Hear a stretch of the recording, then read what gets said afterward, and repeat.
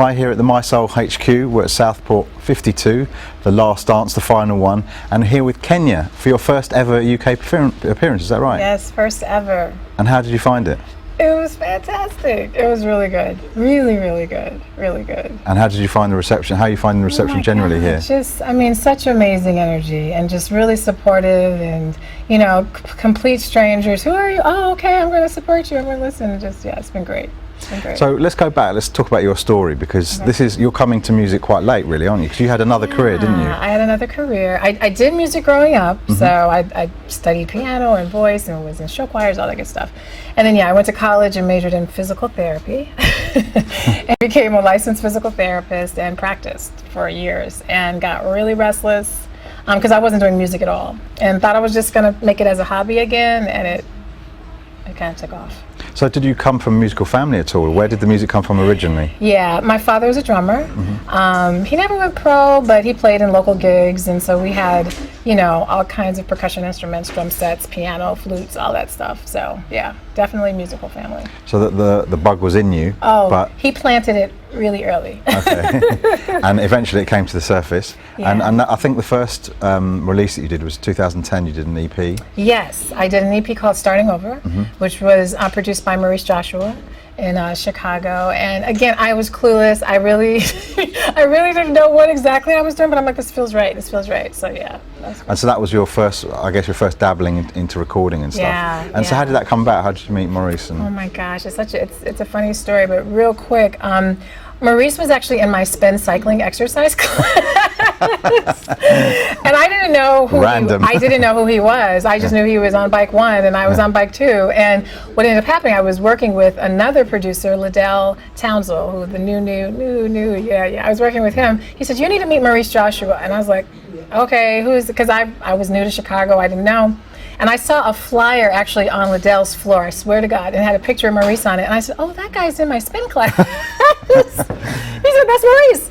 So that's how we connected, and he was like, you know, I love what you're doing in terms of, I had some scratch demo stuff, and he took it from there. And then it's taken another 5 years for you to then do your own debut album. So what's happened in that in 5 years? You know, in 2012, I actually did another EP called Jazz Made Rhythm.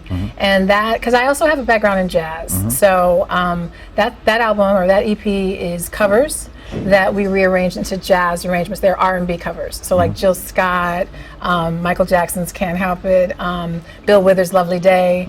And so I did that, and that's honestly what started pushing me toward, okay, I got to make a full length. Because it was really well received, and even got some Grammy consideration and really did well. So. And this album's been produced by the Cloud9 twins? Yeah, it's produced, it's got a few producers, but the two main ones are actually, I would say 3 main ones, Kendall Duffy from Cloud9, and then Kari Cabral Simmons and Daz IQ, or Darren Benjamin. And how did those relationships happen? This has all been serendipitous. Like, seriously, I have always been a massive fan of Kari's, have followed his musical career forever. Happened to go to an NDIRE show. He's her bass player, and I got a chance to meet him, and I was just a fan, and you know, I'm like, oh, I'm just a fan. And he realized I was a musician, and we had a lot of connections, and he was like, are you on iTunes? I said, yeah. And he literally went on his phone and like bought it on the spot, because it's like, I can feel the energy, you know, the musicians you're talking about, I like. So that's how we met, and that was crazy, and Daz is his partner. And then Kendall, I knew that I wanted to do something with the UK. I wanted my music to somehow get in this space, so a contact of mine sent out the I Can't Help It remix, which I did prior to My Own Skin. And she sent it out on an email, and I had a music video at the time, and Kendall was on this mass email that she sent, and he responded and was like, I want to work with her, and so that's how we connected. So. And then the first track that sort of hit us really, I guess, was a duet.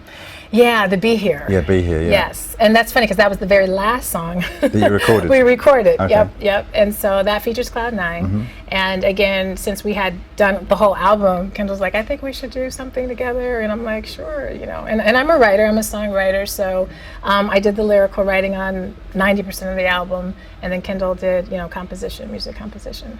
So now the album's here, let's talk about some of the songs. Tell me about My Own Skin. My Own Skin is the title track, and very very testimonial. That was actually produced by Kari and Daz, and that was the very first song that Kari, or the very first, he had sent some music, and that was one of the first tracks that he sent, and I was like, this is perfect.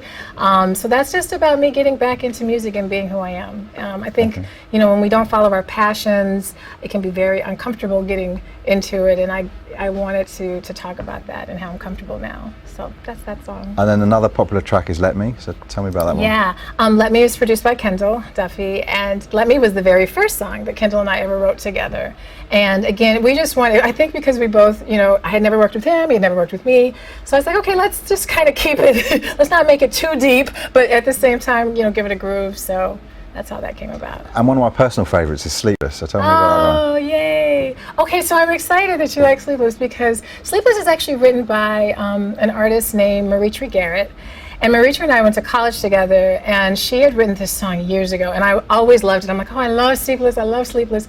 And so when I was doing the album, she was on Facebook, and she was asking people, you know, I'm going to perform at this, what song should I do? And I said, you should do Sleepless. And she was like, she sent me a private message. She's like, you know, I would love if you did Sleepless one day. And I'm like, I have an album I'm working on. So that's how that came about. So here we are, you've got an album out. You're obviously taking this a lot more seriously now. Yes. Before it was maybe a little bit of a hobby, but now this is your really... This is it. This is it, really. Are you still in your other career, or...? No, I gave it up. I had told myself, I mean, because I have a family, I have 2 boys, I have a husband.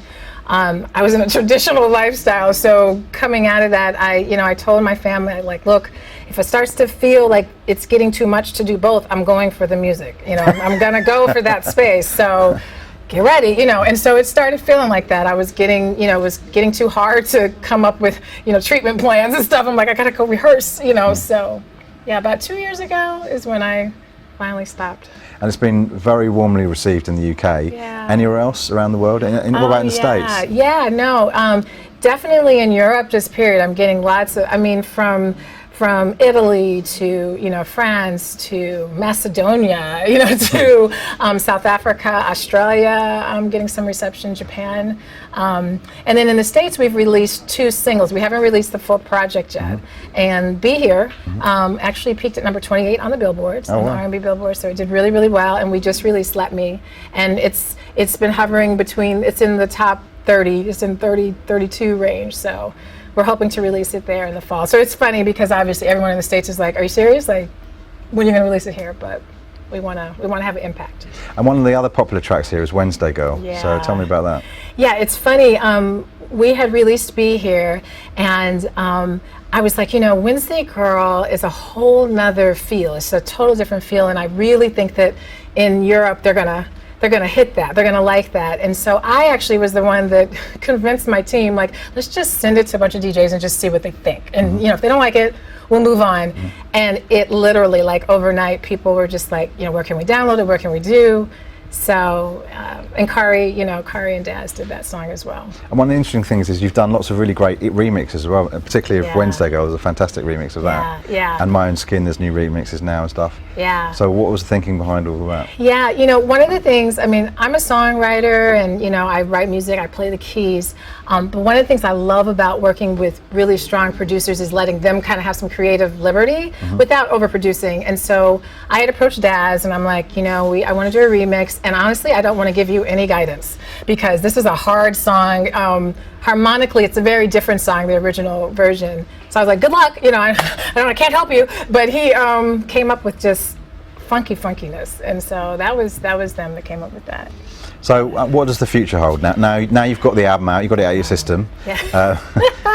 You're here now doing some UK dates and maybe some more in the future. What's your ambitions? Honestly, it is definitely about performing right now. It's funny, I think as an artist, an independent artist, you kind of have these modes because I'm my own businessman, I'm my own company too. So, you know, I hire my team, so we're like feverishly working. So after touring and such, you know, I probably get back to writing again. And I also, in Chicago, you know, in Illinois, the teacher in me, because I taught physical therapy too, in addition to being clinical, the teacher in me wants to do more artist development things. So I put on some workshops in Chicago, and I'm going to continue to do that for independent artists, just teaching them more about the business. Yeah, how do you feel about the business? Because the business side, I mean, obviously years and years ago it was all about getting signed to a major label. That's what you need to do. Yeah. Now you don't need to do that. Right, right. But you do need to have a team, and you need to, you know, have your business stuff together. So how does that feel?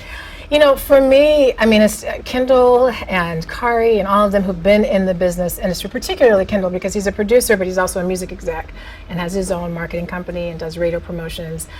They've just taught me so much, and there's no way as an artist your brain just doesn't it's just not going to naturally go there. So for me, this has been wonderful, because now I know that if I did join a label or if something happened, I know what this is supposed to look like.